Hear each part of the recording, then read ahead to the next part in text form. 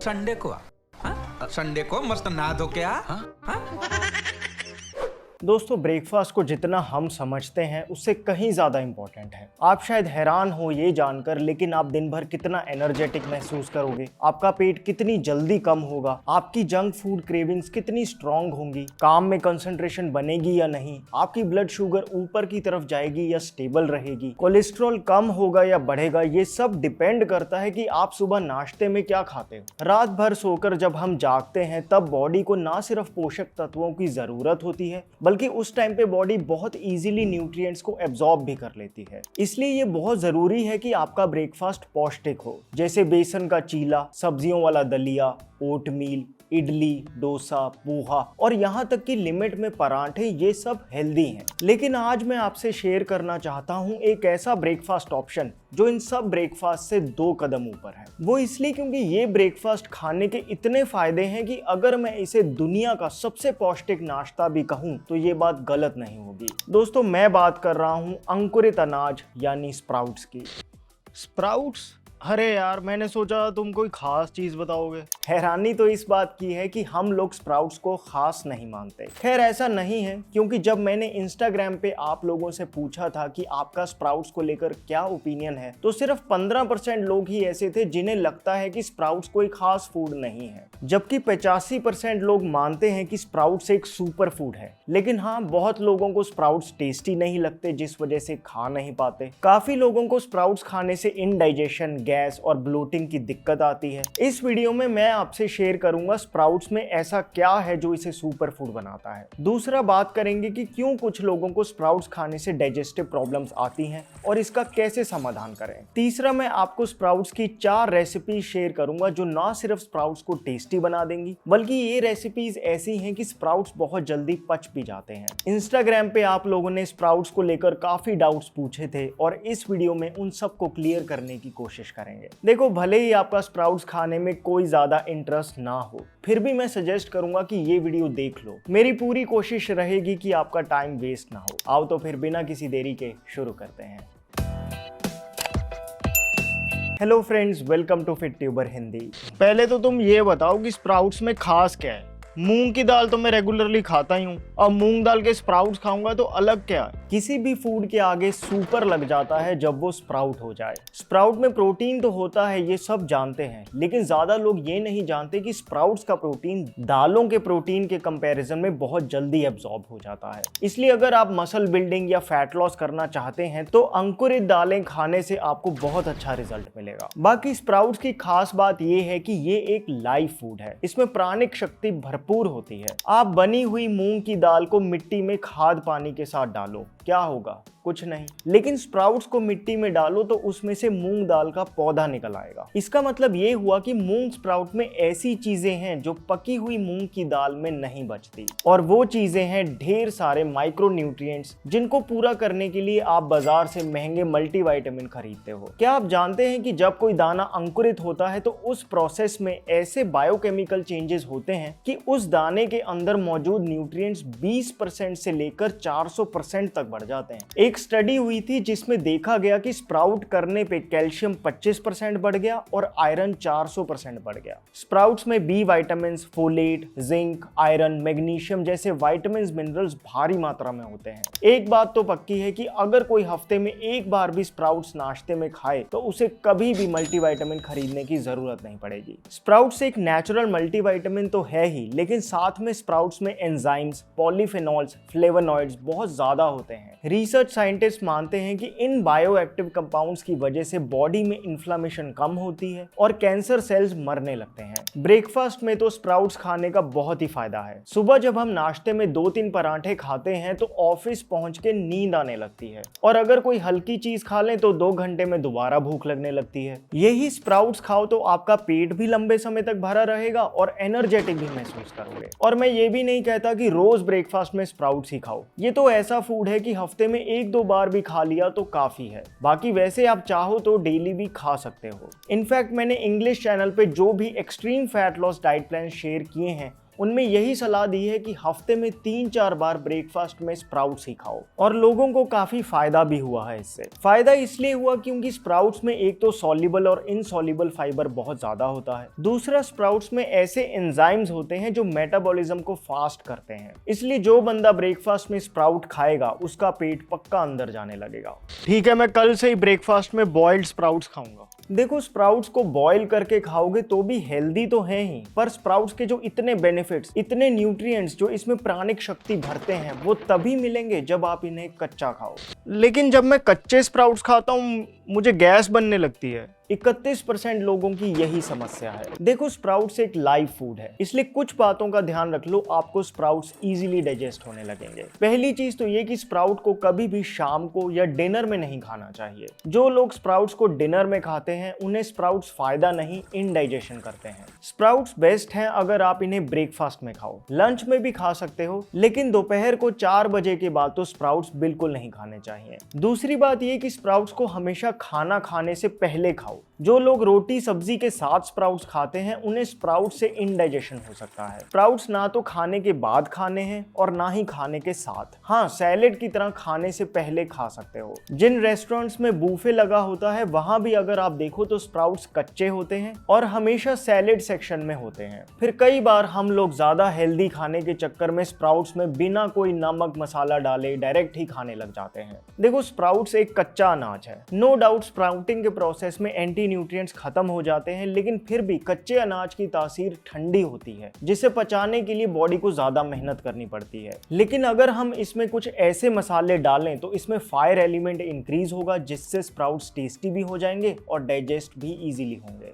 इसकी बात डिटेल में हम रेसिपी बनाते हुए करेंगे। बाकी स्प्राउट्स फ्रेश खाने चाहिए, ये नहीं कि हफ्ते से फ्रिज में रखे हुए हैं, ऐसे स्प्राउट्स गैस करते हैं। क्वांटिटी भी उतनी ही लेनी चाहिए जिनको आप इजीली डाइजेस्ट कर सको। कई बार देखा है कि लोग प्रोटीन पूरा करने के चक्कर में जबरदस्ती बहुत ज्यादा स्प्राउट्स खाने लगते हैं। देखो, प्रोटीन ठीक है, इंपॉर्टेंट है, लेकिन ये भी समझ लो कि कंपनियों ने ज्यादा ही ब्रेन वॉश कर दिया है हमारा, जिस वजह से हम हर फूड में अब प्रोटीन को ही ढूंढते हैं। स्प्राउट्स को सिर्फ प्रोटीन के लिए नहीं बल्कि उनकी ताकत के लिए खाओ। उनमें मौजूद अनगिनत माइक्रो न्यूट्रिएंट्स के लिए खाओ जो शरीर के मेटाबॉलिक फंक्शंस में मदद करते हैं और हमारी ओवरऑल हेल्थ को इंप्रूव करते हैं। 2007 की बात है, दिल्ली में मैंने पहली बार जिम ज्वाइन किया था। रिसेप्शन पे एक 70-80 साल के अंकल बैठे थे। उन्हें देखकर लग रहा था कि जवानी में इनकी बड़ी तकड़ी बॉडी रही होगी। बाद में पता चला कि वो पावर लिफ्टर चैंपियन थे अपने टाइम पे। मैंने उनसे पूछा, अंकल डाइट में क्या खाऊं? उन्होंने मुझे एक ही चीज बताई थी। उन्होंने कहा था कि रोज रात को 10 काले चने पानी में भिगो के रख देना और सुबह उन्हें कच्चा ऐसे ही चबा चबा के खा लेना। बस इतना कर ले।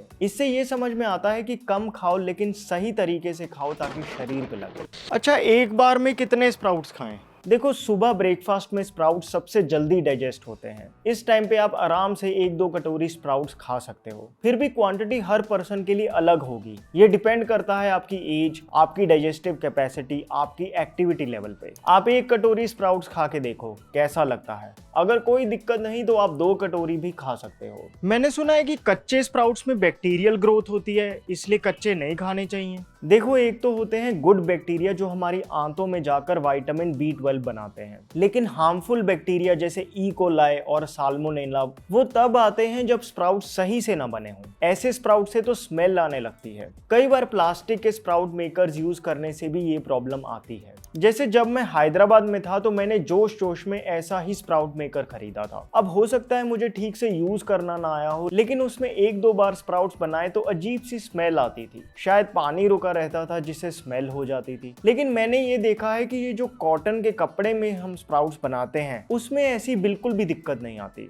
बल्कि तब से तो मुझे स्प्राउट्स बहुत टेस्टी लगने लग गए। बहुत आसान है स्प्राउट्स बनाना। जैसे आधी कटोरी साबुत मूंग दाल ली, उसे सुबह पानी में भिगो के रख दो। शाम तक वो दाल फूल जाएगी, बल्कि उसमें से थोड़े थोड़े स्प्राउट्स निकलने भी लगेंगे। अब एक मलमल का कपड़ा ले लो या कोई कॉटन का रुमाल ही ले लो, उसे गीला करके निचोड़ लो। अब इस भीगी हुई दाल को कपड़े में लपेट के इस तरह से पोटली सी बना लो और इस तरह से रख दो। बस सुबह तक आपके फ्रेश स्प्राउट्स रेडी होंगे। गर्मियों में तो बहुत जल्दी बन जाते हैं। इसी तरह से जब भी आपको ब्रेकफास्ट में स्प्राउट्स खाने हो तो एक दिन पहले सुबह दाल भिगो दो, शाम को पोटली में बांध के रख दो और अगले दिन ब्रेकफास्ट के लिए फ्रेश खाओ। जरूरी बना बना के फ्रिज में रखने हैं, टेस्ट में भी वो बात नहीं रहती। ऐसे फ्रेश स्प्राउट्स खाओगे तो आपको कभी दिक्कत नहीं करेंगे। स्प्राउट्स तो ऐसी चीज है कि अगर आप हॉस्टल पीजी में रहते हैं या सुबह ब्रेकफास्ट बनाने का टाइम नहीं है तो जल्दी से बिना कुकिंग के बन जाते हैं। स्प्राउट्स के लिए कौन सी दालें इस्तेमाल करनी चाहिए? वैसे तो आप कोई भी दाल इस्तेमाल कर सकते हो। मैंने मूंग, मोठ, काली उड़द, काले चने, सफेद चने, राजमा, यहाँ तक कि मेथी दाना सबके स्प्राउट्स ट्राई करे हैं। लेकिन अगर प्रैक्टिकली बताऊं तो मूंग दाल के स्प्राउट्स बेस्ट हैं। वो इसलिए क्योंकि मूंग दाल के स्प्राउट्स सबसे जल्दी बनते हैं। मूंग दाल पचने में भी नेचुरली बहुत हल्की होती है और ये सभी बॉडी टाइप्स को सूट करती है। मूंग दाल के स्प्राउट्स टेस्ट में भी बेटर होते हैं। ऐसे तो मोठ दाल के स्प्राउट्स भी सही हैं, काले चने के स्प्राउट्स भी पॉपुलर हैं, बट मैं वही कहूंगा कि मूंग दाल के स्प्राउट्स वेल बैलेंस्ड और प्रैक्टिकल ऑप्शन है। ये सब तो ठीक है, लेकिन रेसिपीज बता दो जिससे स्प्राउट्स इजीली खाए जा सकें।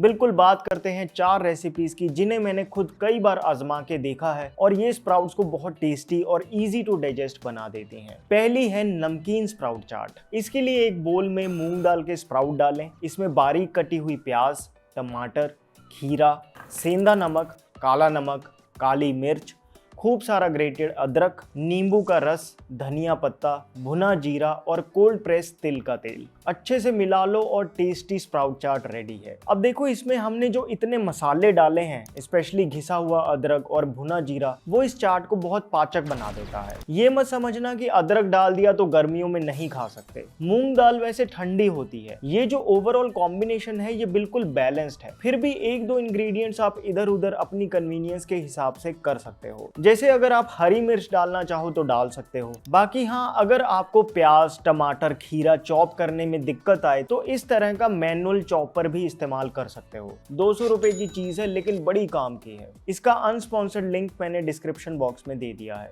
भाई, ऑलिव ऑयल इस्तेमाल कर सकते हैं? देखो, वैसे तो सैलेड्स पे ऑलिव ऑयल डलता है, लेकिन असली ऑलिव ऑयल खाना है तो यूरोप ही जाना पड़ेगा। भारत में प्योर ऑलिव ऑयल मिलना मुश्किल ही है। बाकी अपना जो देसी तिल का तेल ऑलिव ऑयल का बहुत अच्छा रिप्लेसमेंट है। प्रॉपर्टीज सिमिलर हैं, तो मैं तो यही रिकमेंड करूंगा कि कच्ची घानी तिल का तेल ही इस्तेमाल करो। दोस्तों, इस एक रेसिपी की वजह से मेरा स्प्राउट्स खाना इंक्रीज हो गया। आप भी जरूर ट्राई करना। दूसरी है खट्टी मीठी स्प्राउट चाट। इस स्प्राउट चाट को बनाने के लिए एक बोल में स्प्राउट्स डालें। अब इसमें चॉप्ड प्याज और खीरा डालें, टमाटर भी डाल सकते हैं। अब इसमें अच्छे से हनी डालें और नींबू का रस निचोड़ें। अब थोड़ा सेंधा नमक, काला नमक, काली मिर्च, ग्रेटेड अदरक, भुना जीरा, धनिया डाल के अच्छे से मिक्स कर दें। हनी और लेमन का कॉम्बिनेशन इस स्प्राउट चाट में बहुत ही अच्छा लगता है। एक बार ट्राई जरूर करना, हो सकता है आप पराठे छोड़ के यही खाने लग जाओ। बाकी हनी लेमन का कॉम्बिनेशन यूरिक एसिड भी कम करता है। भाई, हनी कौन सा इस्तेमाल करें? आजकल हनी भी तो कितना एडल्ट्रेटेड है। हाँ, बात तो सही है, लेकिन फिर भी आप या तो ऐसा हनी खरीदो जिस पे रॉ और अनप्रोसेस्ड लिखा हो, या फिर कुछ कंपनियां NMR टेस्टेड हनी भी सेल कर रही हैं। आप वो इस्तेमाल कर सकते हो। आपकी कन्वीनियंस के लिए मैंने अनस्पॉन्सर्ड लिंक्स इस वीडियो की डिस्क्रिप्शन में डाल दिए हैं। तीसरी है दही स्प्राउट चाट। बेसिकली ये रेसिपी पहली 2 रेसिपीज जैसी ही है, लेकिन फर्क बस इतना है कि पहली जो नमकीन स्प्राउट चाट है उसमें तिल के तेल की जगह 2 चम्मच दही के डाल दो, और जो खट्टी मीठी स्प्राउट चाट है उसमें सब कुछ जैसे डाला है वैसे ही डलेगा, बस 2 चम्मच दही के और डल जाएंगे। अब भले ही बाकी सब इंग्रेडिएंट्स सेम है, लेकिन दही डालने से ये स्प्राउट चाट डिफरेंट लगती है। हाँ, एक बात का ध्यान रखना कि दही के साथ खीरे का कॉम्बिनेशन सही नहीं माना जाता, इसलिए अगर आप दही स्प्राउट्स बना रहे हैं तो खीरा अवॉइड कर दें। प्याज टमाटर डाल सकते हैं। 2 चम्मच दही मिक्स करने से स्प्राउट पे दही के साथ मसाले इवनली कोट हो जाते हैं, जिससे ये रेसिपी बहुत ही टेस्टी लगती है। ट्राई करके देखना। चौथी रेसिपी जो सबसे ज्यादा टेस्टी है उसकी बात करेंगे, लेकिन उससे पहले मैं आपसे शेयर करना चाहता हूँ इंडस वैली का ब्राइटनिंग डी पिगमेंटेशन जेल। इस प्रोडक्ट को हमने रीसेंट इंग्लिश मॉइस्चराइजर वीडियो में बेस्ट कैटेगरी में रखा था, लेकिन आज ये स्पॉन्सर्ड प्रोडक्ट है। खैर, प्रोडक्ट सेम है और 100% जेन्युइन है, क्योंकि इसमें ना कोई मिनरल ऑयल है, ना आर्टिफिशियल फ्रेग्रेंस है, ना आर्टिफिशियल कलर है और ना ही कोई हार्श केमिकल है, बल्कि इसमें रोज वाटर, दही, ग्रेप सीड एक्सट्रैक्ट, वीट जम और टी ट्री ऑयल है जो स्किन पे हुई पिगमेंटेशन को कम करने में हेल्प करता है। इसलिए अगर आपकी ऑयली स्किन है और उस पे डार्क स्पॉट्स वगैरह भी हैं तो आप इंडस वैली का डी पिगमेंटेशन पिगमेंटेशन जेल जरूर ट्राई कर सकते हैं। प्राइस वाइज 50 ग्राम आपको पड़ेगा 260 रुपए का। इंडस वैली का फेस वॉश और फेस सीरम भी आता है, दोनों टॉक्सिन फ्री हैं। इंडस वैली का ब्राइटनिंग डी पिगमेंटेशन जेल खरीदने के लिए डिस्क्रिप्शन बॉक्स में दिए लिंक को क्लिक कीजिए। स्पेशल डिस्काउंट कूपन लगाना ना भूलना, जिससे आपको मिलेगा 15% ऑफ। वापस आते हैं और बात करते हैं चौथी रेसिपी की। इस वीडियो के शूट के दौरान मैंने अपने एक दोस्त को बुलाया था जिसके लिए खाना हेल्दी से ज्यादा टेस्टी होना ज्यादा जरूरी है। तो उसने जब चारों रेसिपीज ट्राई करी तो उसका ऑनेस्ट रिव्यू यही था कि पहली 3 रेसिपीज सही हैं, लेकिन चौथी सबसे ज्यादा टेस्टी है, और वो है मिक्स्ड स्प्राउट चाट। इसको बनाने के लिए मूंग दाल स्प्राउट डालें, इसमें थोड़े से काले चने के स्प्राउट डालें और थोड़ी सी मूंगफली के स्प्राउट डालें। दोस्तों, जो कच्ची मूंगफली होती है उसको भी भिगो के बिल्कुल उसी तरह से ही sprout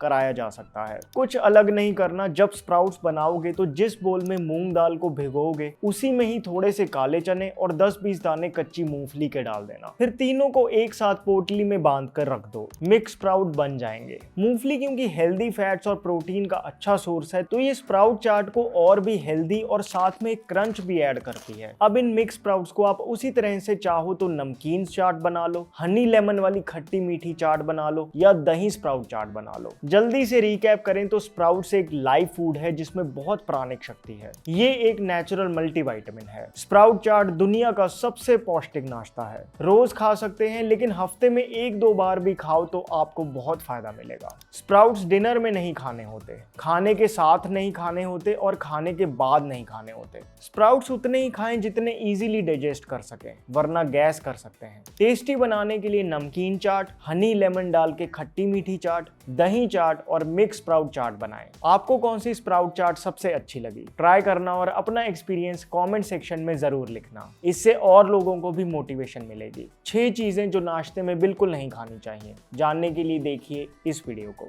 my name is Vivek. I thank you so much for watching.